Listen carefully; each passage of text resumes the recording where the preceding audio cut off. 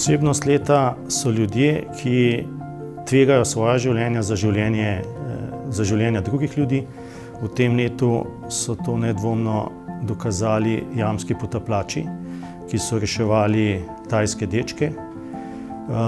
Dejstvo pa je, da vsi dogodki niso tako dobro medijsko pokriti, zato se morda večina osebnosti leta ostane očem skritih na bojiščih Sirije in drugih svetovnih kriznih žariščih.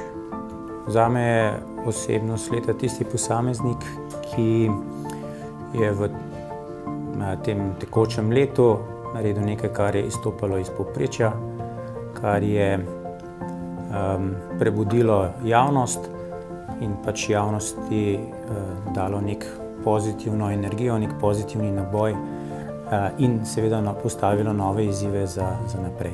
Pa ne glede na to, ali je to pač športna osebnost oziroma ali gre za področje športa, za kulture, znanosti, česarkoli.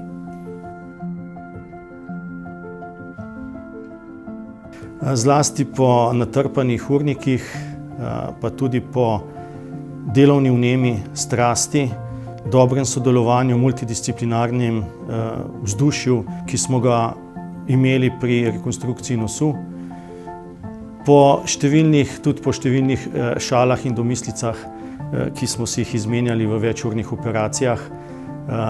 Skratka, delo je tisto, ki je zaznamovalo letošnje leto. Jaz pri tem nimam neke dileme.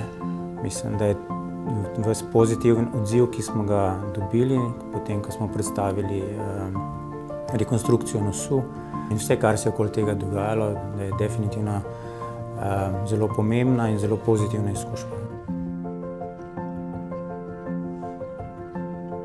Želim optimizem, pogum, prodorne misli, dobro ali pa celo boljše psihofizično stanje, ki vodi v nove ideje, v nove podvige, ki prinašajo ljudem dobro in to, kar si vsi želimo.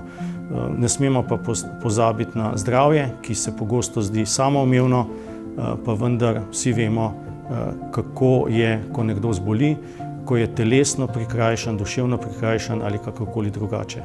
Zdravi ljudje imamo 100 želja, bolani imajo samo eno. Mi smo seveda vsi zdravi, ampak še vedno želim sebi, družini, prijateljem predvsem zdravja, čim manj zdravniških uslug, tudi mojih. Slovencem pa, da bi imeli dober zdravstveni sistem, da bi končno začeli ga spreminjati na bolje in obračati to, kar gre vedno bolj navzdol, da bi začeli obračati navzgor.